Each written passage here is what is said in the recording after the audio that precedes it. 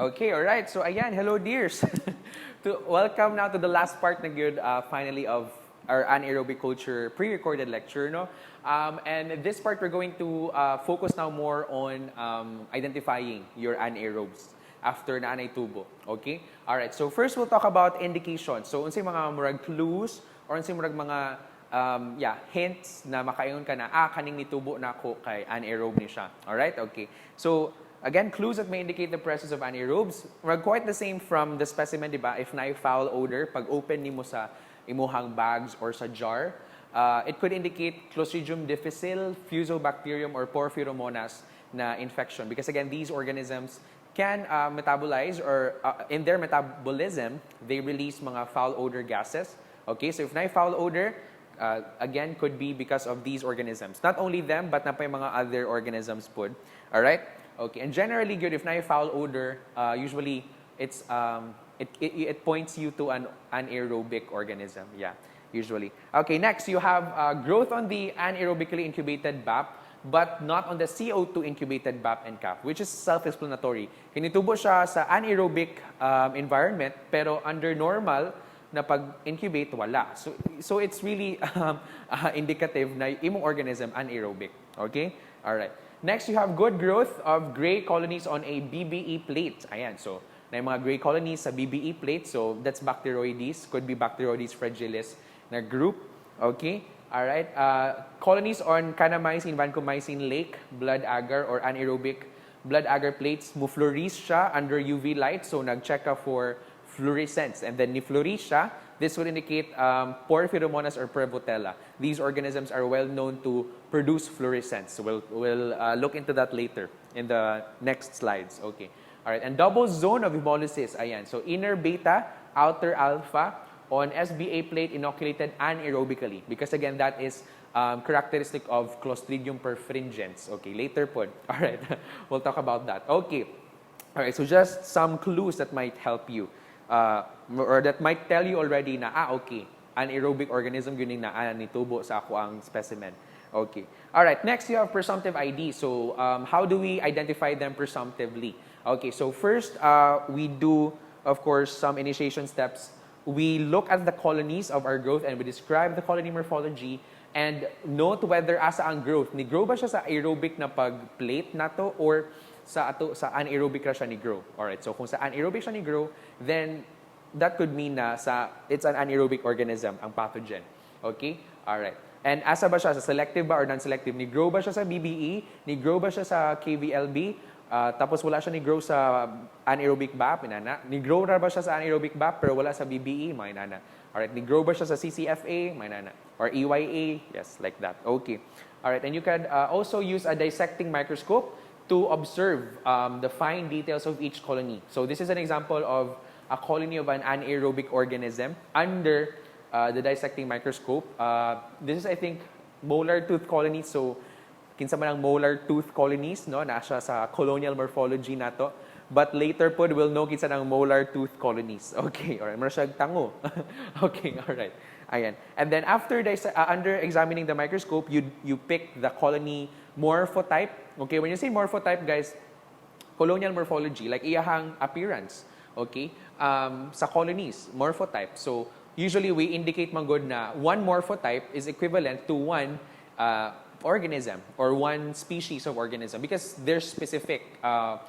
You're saying magod na usa ka colony ang nagtubo sa usa ka colony, that could indicate or you're saying na usa ra gyud na ka species pud nakagaw ang nitubo dira. So muna siyang we refer morphotypes when we say morphotypes, that's equivalent to one species na po of organism that is growing on the culture. Okay? So muna akong pagsabot. Morphotypes. Okay? Alright, ayan. That's morphotype. Okay, anyway. Again, we pick the colony morphotype. So we explain or we describe. And then, we pick the colonies kung unsa atong murag specific na colonies na atong i-pick for isolation. Okay. Alright, ayan. And then next, after, of course, you do gram staining, di ba? So, pwedeng i-extend ang safranin for 3 to 5 minutes or i-change ang counter stain, which is pwedeng 0.5% basic fuchsin. Okay. So kung gram stain, you saw that it's a bacilli, yun pa joy bacilli. So next nimong latawon is is it a gram-positive bacilli? Gram-positive bacilli mo nakitaan. So you now check for spores. Okay, now if it's spore former, then that could only be Clostridium. Alright? Because diba, we have only 2 spore formers. Gas na. Only 2 spore formers of medically important bacteria. We have BC, Bacillus, and Clostridium. Bacillus is aerobic. Clostridium is anaerobic. So therefore, kung na kay gram-positive bacilli, then you check now for spores. And if ang naabay spores, na kayo makita ang spores, then that's Clostridium. Now, if wala, then that could be the rest of your gram-positive anaerobic bacilli. Actinomyces, Bifidobacterium, Eubacterium, Lactobacillus, and Propionibacterium. Diba? Members sa MAC-Belangaw, BEP. Okay, diba? Members sa MAC-Belangaw, BEP. Okay, next. You now look for gram-positive cocci. And the positive possible is kanisala Anaerococcus, Finagoldia, Peptoniphilos, Peptococcus, and Peptostreptococcus. Okay. And if gram-neg bacilla, gram-neg cocci, again, is only Veillonella. All right. The only significant gram-neg cocci, medically important genus of gram-neg cocci. And kung gram-neg bacilli, ubay-ubay, Bacteroides, Fusobacterium, Porphyromonas, and Paravotella. Okay, so sa gram stain pa lang daan, pwede din mo siya ma-differentiate. Okay? Alright, ayan. Next, we go now to what we call an aero tolerance test. Okay, so this test determines again whether an organism isolated under anaerobic conditions is a strict ba or facultative anaerobe. Alright, so we want to know if it's really an obligate anaerobe, strict, or facultative, like makagrow ra siya bisag asa bahalag na oxygen or wala. So example, we set up a BAP and CAP. So kung BAP na aerobic incubation, normal incubation, pero wala CO2, alright? And CAP na normal ang incubation, aerobic, pero na CO2. And another BAP for anaerobic incubation. Now, kung aerobe siya, of course, sa BAP and CAP ra siya mag-grow. Kaya aerobe man siya. So, it needs oxygen. So, negative siya sa anaerobic. Kaya wala na may oxygen. Kung capnophilic aerobe, capnophilic, so kailangan na siya CO2, pero aerobic siya, kailangan siya po siya oxygen. Okay? So, sa CAP ra siya mutubo. Alright. Now, for facultative anaerobe, of course, it can live with or without oxygen or matolerate na niya. So, naay growth sa tulo. Okay? Facultative anaerobe, usually are normal mga pathogens po. Okay? Alright. And if it's an obligate anaerobe, alright, sa asa na siya mutubo, of course, diri sa BAP, nag-incubate under anaerobic conditions. Why? Because again, it's an obligate, so strict anaerobe. Kailangan good walay oxygen ang environment. Okay? So, mo-focus na diri sa duha, no? How to differentiate. Ang facultative anaerobe, since again, it can live with or without, or it can tolerate the presence or absence of oxygen, so mutubo ra siya sa tulo. Gets? If obligate, anaerobe, strict anaerobe man siya, kailangan jud walay oxygen sa palibot na iyahang i-incubate tan. Okay? So therefore, asa na siya mutubo? Sa BAP, nag-i-incubate anaerobically. Okay? Alright. Ayan. Next, we can perform, we inoculate a pure culture no, sa imuhang primary plate. Mukuha kag usa ka colony dito. I-subculture para mahimo siyang pure, para siya na lang yun usa ang nagtubo no, sa imuhang plate. And we set up appropriate identification discs. So when you say identification discs, these are antibiotic discs. Okay, na pwede na to siyang i-test. So we look for mga parang ihang susceptibility and resistance to it. Okay, so example, what we use is usually kanamycin, vancomycin, and colistin. So kanisa na mga antimicrobial discs, we test the potency or the susceptibility or resistance of our anaerobe to these antibiotics. Okay? So example, we can also use additional discs, bile, nitrate, or SPS. If resistant ba siya to bile, or susceptible ba siya to bile, or resistant ba siya to SPS, or ma-affected ba siya by SPS, sodium polyanethol sulfonate, and if it's able to use nitrate ba, or ma-reduce ba niyang nitrate, inana. Okay? So here's an example. Alright? So usually, inanag yun ang pag-test sa anaerobic organisms, guys. We use mga discs using antibiotics or kani sila ng mga discs. Okay? Alright. Ayan. So, the discs are placed on kung asa ang medyo heavily inoculated. So, usually sa first quadrant, okay, of the subculture plate. Kaya atong pag-inoculate ana MIS ra Japon, multiple interrupted. So, ang pinaka-heavy gyud ana is the first quadrant. So, in a way, mura taga AST, okay, pero dili gyud multiple overlap atong technique, okay? So, it's more on MIS. Pero dito ta sa heavily inoculated na quadrant, which is the first quadrant, okay? Para mas maklaro ang zones of inhibition. Okay. Alright. Ayan. Okay, so these are the interpretations. So kung susceptible siya to vancomycin, variable sa kanamycin, so meaning pwede siyang, dili gyud siya makaingon na susceptible or resistant, then that could be Clostridium ramosum or Clostridium clostridioforme. If sa vancomycin siya susceptible, then that could be Porphyromonas. Resistant sa tulo, like di gyud siya ma-affected sa tulo ka antibiotics, that could be Bacteroides fragilis or Prevotella, other Prevotella. Kung resistant siya sa vancomycin and kanamycin pero variable sa colistin, other Prevotella species. Kung resistant na po siya sa vancomycin, kanamycin, pero susceptible to colistin, other Prevotella species pa rin. So, ang Prevotella kay medyo weather siya, guys, no? Daghan kayo siyang possibilities.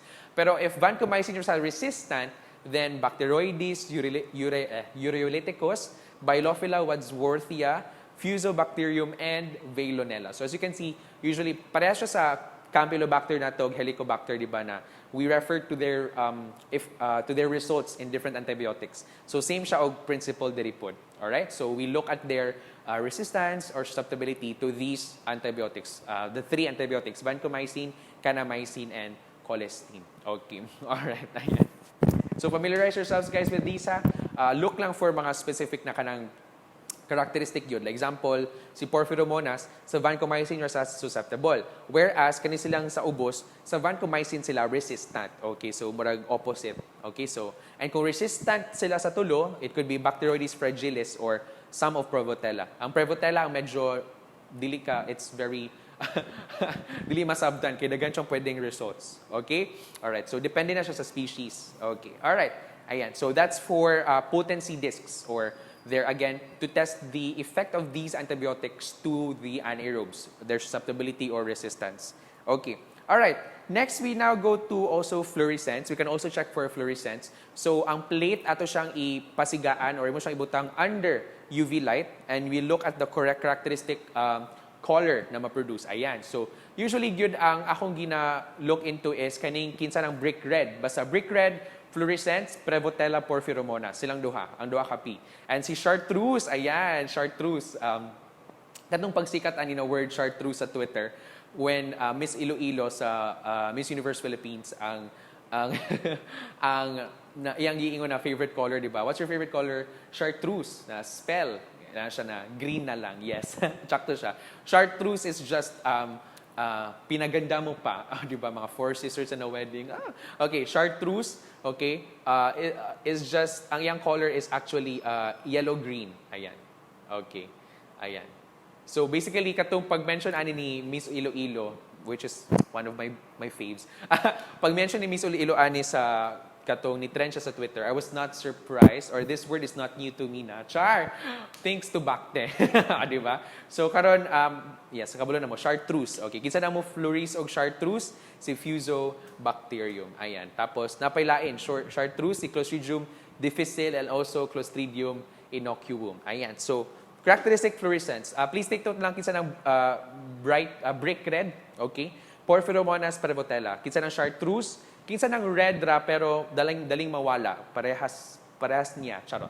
Okay, so Veillonella. Red but fade. Basta kung red ra gani, usually kung red ra, Veillonella. Pero kung brick red, like mas dark na red, Porphyromonas, Prevotella. Okay. Alright. Kinsa pa ng laing red? Si Clostridium ramosum. Alright. Some of them are lahi na, are magdili na important. Pero kani pong coral, di ba, kanang characteristic or specific food, Prevotella bivia and Prevotella deciens. So please be familiar with these fluorescence colors, guys, or the colors. All right, okay. And so here's an example of fluorescence. Ayan. So muna brick red, guys, medyo dark na pagka-red. All right, or kanang muna siya color sa bricks. Okay, all right. And this is the color of chartreuse. Ayan, diba? So yellow-green. Gipano na siya, pinaganda mo pa. Yes, according to Teddy Cubelo, joke. According to Chodora Cubelo. According to Teddy Salazar, yes, of Four Sisters and a Wedding. Pinaganda mo pa. It's yellow-green. Fluorescence, chartreuse fluorescence, again, characteristic ni Fusobacterium nucleatum or Fusobacterium species. Okay, all right. Ayan, so for fluorescence. Other rapid tests, which are again biochemical tests na pwede natin mabuhat. Of course, Catalase, pwede tayong mubuhat sa catalase using this time 15% H2O2. Some bacteria exposed to RT for 20 minutes before testing. So some bacteria are also catalase positive. Kaya di ba, when you're an anaerobe, it could be that you don't have the two enzymes, unsa to na two enzymes, superoxide dismutase or catalase, or you only lack one. Okay, so some of them, they still have catalase naman. So we can test for that. Okay, next is also the spot indole, so using a disc, usually for differentiation of Propionibacterium. Okay, ang positive ana is Propionibacterium acnes. Alright, ang causative agent sa ako ang, yes, akong pimples, char, sa imong acne. Alright, okay. And the other Propionibacterium species. But again, Propionibacterium acnes is now known, or iyang new name is QT. Ayan, sana all QT. Na-mention na ako nino. QT Bacterium acnes. Okay, muna siya yung bagong name karon. QT. Alright. Alright, okay, next. You have Urease again, which for identifying Clostridium sordelii and other Clostridium species na negative. Urease. Alright. Also for motility, using a wet mount, gram-neg motil anaerobes include some Campylobacter and Mobiloncus. Okay. So, ako siya ng Mobiloncus kay mobilangkad. And true enough, Mobiloncus is also a normal flora of of the genital tract of a woman. So, mobilangkad. But anyway, Mobiloncus, all right? Campylobacter species, other Campylobacter species are anaerobic, some of them. Alright? Pero kato mga jejuni, mga microaerophilic na to sila. Alright, okay. Ayan. Okay, and your SPS disc for sodium polyanethol, di ba? For cocci, Peptostreptococcus anaerobius, sensitive, and Peptoniphelus asaccharolithicus is resistant. Di ba? Recall sa atong blood culture na na-I SPS, di ba? Sensitive apil ang Peptostreptococcus ato, di ba? Kato mga sensitive sa SPS. So, pwede tayo makatest for that also using an SPS disc. Okay. Next, we also have a nitrate disc for same, usually, if nitrate reducer ba siya. Bile disc using 20% bile. Again, for Bacteroides fragilis because Bacteroides fragilis is bile resistant. Okay. Ayan. Yes. Okay. Lecithinase detects the enzyme lecithinase. So, using the EYA, egg yolk agar. So, ang lecithinase, iyang i-cleave ang lecithin found sa egg yolk, releasing insoluble fat that produces an opaque zone. So, muna siya kanang hanap na zone of colonies, around the colonies within the medium. So, muna siya na ipagkahanap na murag blurry, opaque man, okay, because of, again, the presence of the enzyme lecithinase. Also, we can also detect lipase. The lipase hydrolyzed triglycerides, na siya sheen, murag na siya shiny appearance around the colony. Yes. Alright, or on the surface of the medium. Because again, of the presence of these fats na gihydrolyze na sa lipase. Alright, so ako dyan pa remember sa EYA, usually mga fats. So for lipase, lecithinase, usually mga fat related. Okay? Alright, and for protease, ang EYA pa rin, clear zones. So na yung mga clearing zones. Alright? Often quite narrow around the colonies viewed with transmitted light. So na yung mga clearing around the zone, na yung mga clear zones around the colonies. Alright, okay. Ayan, so we now go to some clinically significant na mga anaerobes, just a run through to them, no? First is, of course, the Bacteroides fragilis. And as mentioned, it's a gram-neg bacillus, and it's the most common anaerobe isolated from our clinical specimens, or anaerobic infections. Again, accounts for 90% of anaerobic infections. Again, the most commonly encountered or isolated anaerobic organism from our specimens. Of course, we use the BBE. Ayan, kani siya marasag sapin-sapin, good guys. I don't know if tingkaw mo sapin-sapin, but that's my fave. Marasag sapin-sapin. Anyway, alright, ayan. So, growth of B. fragilis on a KVLB, so KVLB BBE plate. Again, pwede siyang biplate, so meaning ang other half kay kaning KVLB, and then ang other half kay BBE. Alright, so ang colonies niya again, darkening, because again, tigamit siya sa esculin, and since nitubo man siya, alright, meaning na-resist niya ang bile. Okay, di ba? As mentioned, bile-resistant imuhang Bacteroides fragilis group. Okay, alright. Again, next we have your Clostridium species, which are again your gram-positive spore formers. Alright, starting first with Clostridium perfringens, which is known to be your gas gangrene bacillus. So, by the name itself, it produces gas pag nasa sa gangrene or pag nasa infection. Usually mga skin or wound infections, usually maproduce siya gas. So, it's responsible again for gas gangrene, traumatic introduction of spores, again mga soft tissue infections or wound infections ba. And again, please take note na siyang appearance under gram stain, boxcar. Boxcar, ana. boxcar, and subterminal. So, subterminal na ara diri dapit iyahang spore. Dili gyud towards the end or dili terminal. When you say terminal, end gyud, right? Subterminal is close to the end, all right? Okay, ayan. So, subterminal endospore, ayan. So, here's an example, gas gangrene, and subterminal, ayan, as you can see. And iyahang edges kay medyo, masyag boxcar. Marag na ay medyo, dili na, painana iyahang shape parang pag-ganun. Basta, hindi ako magaling sa drawing. Anyway, alright, ayan. And again, characteristic niya guys, double zone of hemolysis. As you can see, kani siya guys ang colony, muni siya ang beta, clearing, and then ang outer niya ang alpha. So, double zone of hemolysis, no? Clostridium perfringens. And aside from that, according to Henry's, because since it produces gas, di ba? It can also lead, with patients with Clostridium perfringens, it can lead to sulfhemoglobinemia. Okay, hemoglobinemia. Alright? Sulfhemoglobinemia. Alright, diba recall? It produces sulfhemoglobin. Because again, it's a gas producer. So usually, ang sulfur na yung gina-produce na gas, pwedeng ma-absorb sa blood, which can cause sulfhemoglobinemia. Please take note, gikan ni sa Henry's. Alright. So, diba?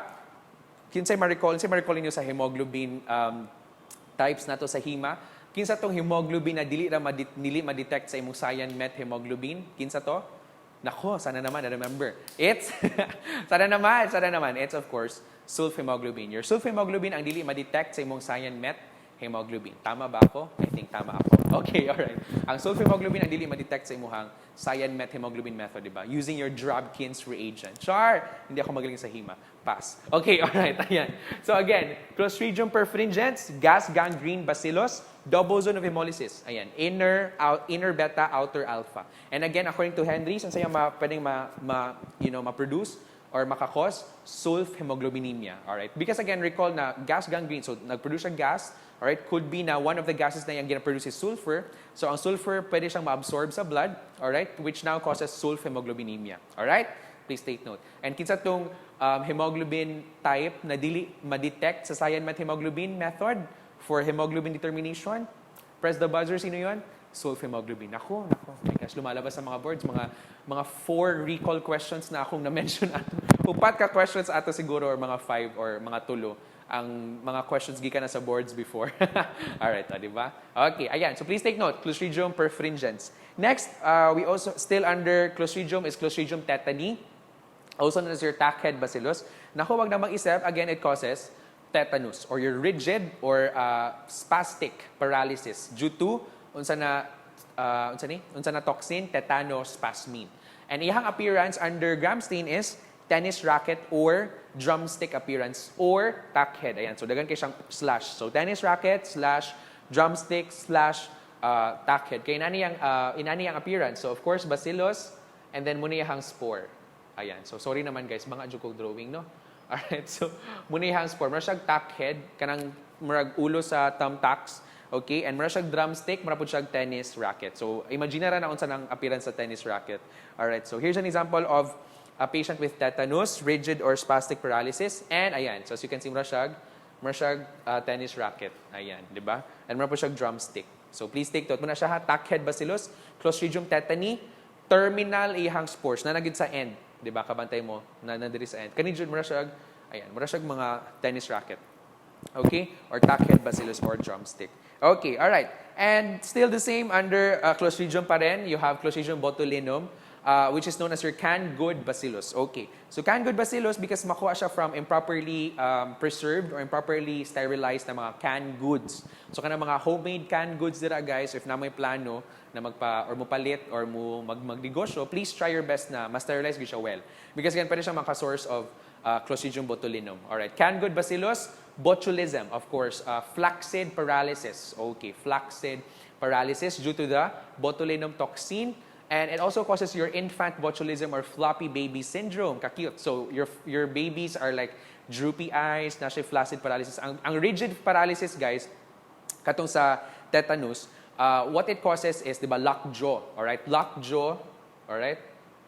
Or rhesus sardonicus. O, di ba? Ayan. So magsige rag ana, dili na siya ma-move, di ba? Magsige nag ano ang mag-green, sige ra siya ga malakjo. All right, rhesus sardonicus or lakjo. Now for Clostridium botulinum, it's flaccid, meaning soft tray ang paralysis. Like dili siya, ang imong muscles dili manggahi, all right? Your muscles will lose parang function na dili na siya mo work, all right? So that's flaccid paralysis na. When you say flaccid manggod, it's like luya, all right? Luya, all right? Okay. Walay energy, parang ganun, okay? And what happens sa imong baby if floppy baby syndrome? Floppy. Murag iyahang, dili siya, pag imong erase iyang hand kay mo, ana-ara, parang ganun, okay? So that's flaccid paralysis. And asa na makuha sa babies? Sa honey, ayan. So, kanain yung mga babies, guys, if you have babies daw na kana mga 3 months, 4 months parehata or mga 5 months. Basta infants, babies, do not let them ingest honey daw. Although I'm not sure if na by cases of floppy baby syndrome diri sa Philippines. But sa US, na daw mga cases, kay gipa-ingest og honey ang baby. Usually daw diri sa Philippines, kanang mag-teething or manggawas na ang teeth sa baby, kay katul man right? So murag some of the mothers will coat kanang butangan og honey daw ng gums para murag dili itchy. So, basin dito ang source of floppy baby syndrome. So, again, if you read about it, it's advisable daw na dili pakanon og honey ang babies. Because of this reason, floppy baby syndrome. Asa makuha sa babies? Sa honey. Okay, alright. Sa honey. Sana all na honey. Charot. And iyahang spores, subterminal. Okay. And of course, your botulinum toxin is the source of your Botox. So, kana mga ganahan magpa-younger looking dyan. Alright? So, ang botulinum toxin in small doses lang. Not naman na intense kaayo, no? Alright, so Botox. Alright. And as you can see, subterminal iyang endospores. And actually, sa Bailey and Scott's, describe po yung appearance as tennis racket. So, na-discover na ko niya sa akong review ra. Usually, if tennis racket ang gi-describe, it's usually Clostridium tetani. Alright, but for Bailey and Scott's, gi-describe po niya ang tennis racket ang C. botulinum. So, kung sa board exam, mugawas na, just look at the other choices, okay? Alright? Or other kanang information sa question, okay? Or sa exam manggani. Alright, basta ang Clostridium tetani gyud ang daghang description. Tacked Bacillus, drumstick appearance, tennis racket appearance. Ang Clostridium botulinum, subterminal endospores, and sa Bailey and Scott's lang ni nako nakitaan. Wala ko kita sa Mayhon. Gi-describe siya as tennis racket. Okay. Next, still under Clostridium species, or your gram-positive spore formers, no? Spore-forming bacilli is, of course, your Clostridium difficile. I don't know how to pronounce it talaga. Is it difficile or difficile? I like it difficile. But then difficile. But anyway, alright, so Clostridium difficile, again, yung new name now is Clostridioides. Alright? I don't know why nila gi-change, but maybe because of other characteristic, genetic, genetic homologies and all that. So, yung name now is Clostridioides difficile, but it's Clostridium difficile before. All right, okay. Again, na-mention na ako ni sa atong stool culture, right? And it's the only gram-positive pathogen that causes diarrhea or enteric pathogen nato na gram-positive. All right? Okay, now again, what it causes is Pseudomembranous enterocolitis. All right? But it's not the only cause of Pseudomembranous enterocolitis. It's one of the organisms that causes it. Okay, all right. Again, it causes Pseudomembranous enterocolitis due to the toxin A and B.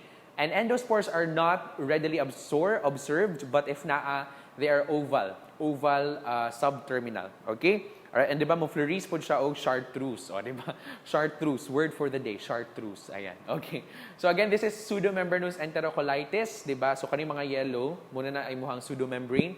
And the pseudomembrane contains a lot of necrotic debris, mga dead tissues, WBCs, etc. Bacteria, okay? All right. Okay. And again, CCFA, basta cycloserine cefoxitin fructose agar. It's for difficile. How do I remember it? CCFA, I think kaning F akong giano. Kung kinsa tong daghang F sa Clostridium, muto siya ang CCFA4. Although ang perfringens na F, difficile mas daghan man siyang F dalawa. Mas daghan siyang F, okay. Failed, charot lang. All right, so again, yellow ground glass colonies on CCFA, cycloserine cefoxitin fructose agar, and aside from that also horse stable odor. All right. And oval subterminal ang spores. Oval subterminal, close to the end ang spores. Okay, that's Clostridium difficile. All right.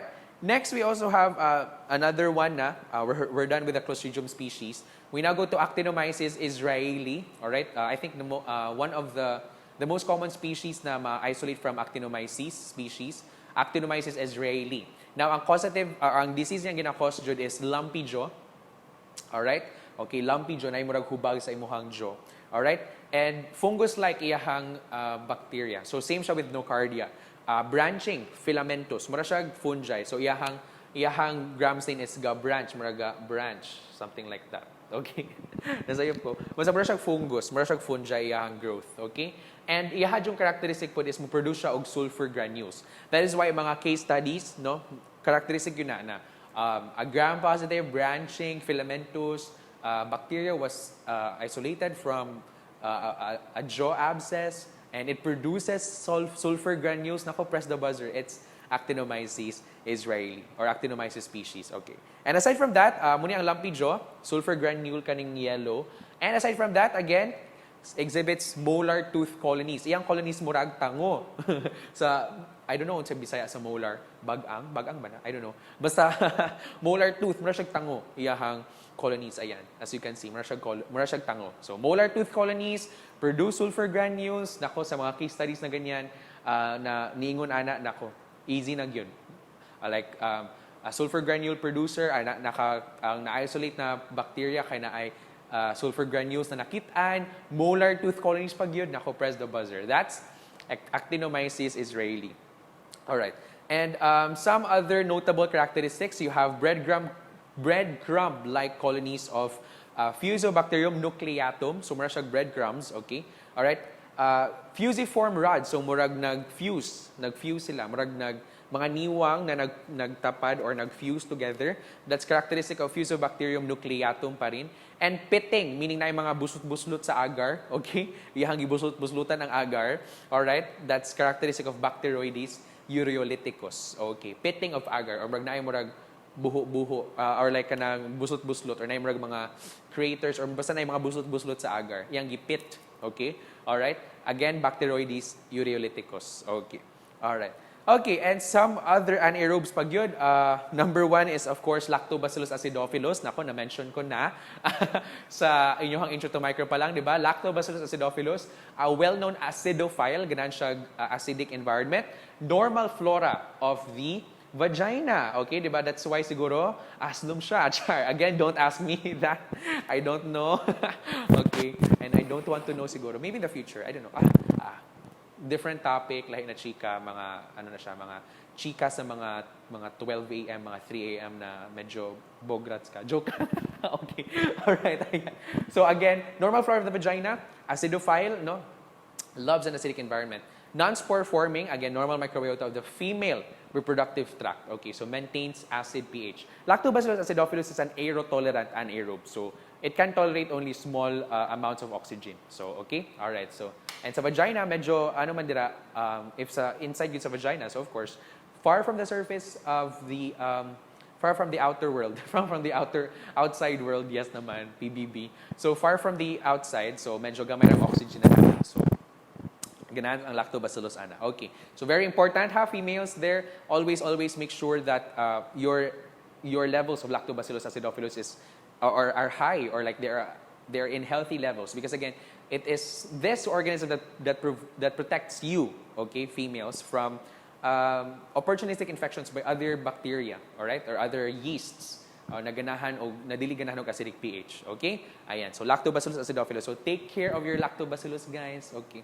And Lactobacillus acidophilus, Lactobacillus are the same, are not only like normal microbiota also, no? But Lactobacillus species, other species, are also used in industrial microbiology, like sa food, no? Like kanang sa inyong yogurt, of course, Yakult, you're well known for that. Mga probiotic drinks, di ba? If inyo nalang tawon unsa na mga bacteria na it's mostly Lactobacillus. That's why medyo aslum inyong Yakult, inyong mga yogurt, yeah, because of that. So Lactobacillus, because again, they are good for your tummy. All right, okay, good for the health. Okay, Lactobacillus species. All right, okay. Next is, of course, Propionibacterium acnes. Again, ang yang bagong na name karon is QT bacterium, sana all QT. By the name itself, again, it's implicated in cases of acne. Ako, yes, living proof. Charot lang. Okay, I love myself. Char, sige lang, sige lang. Okay, alright. Magka-clear skin ako puhon. Watch out. Charot, joke lang. Okay, anyway, Propionibacterium acnes or Cutibacterium acnes, again, normal microbiota of the skin. Okay, and again, by the name itself, implicated in the inflammatory response or, yeah, implicated in cases of acne, okay, or pimples. Kanang intense good na acne. Alright? And according to Bailey and Scott's, Propionibacterium species are known as anaerobic diphtheroids. Ayan, because, di ba, your aerobic diphtheroids, kinsa ba ng aerobic diphtheroids, is, of course, your Corynebacterium. Alright? So, unsay pasabot og diphtheroids, katong mga murag Chinese letters, di ba, mga palisading, nagtapad na mga bacilli, or murag siyang Chinese letters, di ba? That's characteristic of Corynebacterium, di ba, species. Kung aerobic. Pero kung anaerobic diphtheroids, also known as anaerobic diphtheroids, kinsa na? Propionibacterium species. Okay, that's according to Bailey and Scott's pa rin. Alright, okay. Next, it's Veillonella parvula. Again, the only clinically significant genus na gram-neg cocci. Okay, anaerobic gram-neg cocci. The only clinically relevant anaerobic gram-neg cocci, your Veillonella parvula. Alright, okay. And next, your Bifidobacterium. Again, na-mention na ako ni sa gram staining nato, no? Ihang characteristic, gram-positive diphtheroid po siya. Rods terminate in clubs or thick na mura siya dog bones. So, mura siya in fork ang iyang edges, parang pag-ganun. Sakto ba? Basta mura siya dog bones. Okay. So, dog bones. Ina naman din ang dog bones, no? Kanang, ayan, like that. Uy! Parang mali. Di na ako mag-draw. Basta forked ends. Forked ends. Basta smart. Alright, okay. Di na ako mag-draw. Trauma na ako, char. Okay. Dog bones. Meron siyang dog bones. Basta i-search na lang ninyo, guys, ha? Di ko maayo mo draw. But dog bones, forked ends, iyahang rods, na forked ends. Okay? Alright, so dog bones. Bifidobacterium species. Okay. And next, you have Eubacterium alactolyticum, which has a seagull wing shape, same daw with Campylobacter. Alright? And lastly is your Fusobacterium necrophorum. So, another species of Fusobacterium. It causes what you call your Vincent angina. One of the causes of Vincent angina. Alright? Nigawas mo siya sa boards, not on our time. Before. Kinsa daw nakakause sa Vincent angina na anaerobe. So, ang anaerobe na nakakause sa Vincent angina, it's Fusobacterium necrophorum. Again, sa Bailey and Scott's ako nakita. So, what is Vincent angina? Acute necrotizing ulcerative gingivitis. So, mara siyang nag-inflame mong gums and then nag-necrotize, so namatay na ang tissue, and then yung mga ulcers na ni-create. Alright? And it's life-threatening, kaya pwede siya na septic jugular thrombophlebitis. So, ni-inflame mong jugular vein. I think diri ba na? Alright, anatomy, yes. I think diri. Alright, bacteremia, of course, and pwede pa mo metastatic. So, mo spread siya all throughout the body. Alright, so Vincent angina, please take note guys, nigawa sa boards before, not on our time. But kinsa nakakause sa Vincent angina? Fusobacterium necrophorum. Okay, please take note. Alright. Ayan. And that's the end. That's the end of our anaerobic culture. So I hope nalingaw ra mong adto sa space char for a while kay walay oxygen. But anyway, yeah, that's the end of anaerobic culture. Please take note lang on how they are cultured. Kato ito mga anaerobic incubation conditions, kinsa ito mga jars, mga chambers, no? And aside from that, again, emphasis in routine lab, wala kayo ko naka-experience. And I think not all routine labs offer anaerobic culture. Alright? I think ang Chongwa na sila. But for Soto and Galyares, wala ko ka-try. It's more on aerobic lang. Normal aerobic rag yun. But some hospitals, I think routine hospitals, mga tertiary or mga katong high-end, they offer anaerobic culture. Alright? And yeah, I think mura to siya. So please take note. I hope naramoy na learn. Again, medyo sabaw na naman ako kasi kulang ng tulog kagabi. But I do hope medyo clear lang to siya, no? And if you have, again, any questions, clarifications, again, as always, feel free to chat me and chat sa atong group chat again. Gamay na lang yun. Next na to is, last na pre-recorded lecture for Bacte. This is second to the last, and napatay one last na lang yun, which is applied bacteriology, which will focus more on water bacteriology. Okay? So, ayan, medyo emotional ako, medyo nasa senti light, pero sige lang, that's how life is. Char. But anyway, thank you, dears. Again, as always, thank you for listening and thank you for watching. Although, bahalag medyo taas ni ako mga chika usahay, no? But thank you for staying, sana all, or thank you for kanang sustaining yun until the end of my lectures, hopefully. And I do hope again, na mo na learn, na medyo clear lang to siya pag-explain. And again, any queries or questions you may have, chat lang yun and inform me. Okay, so have a great day, dears, and keep safe.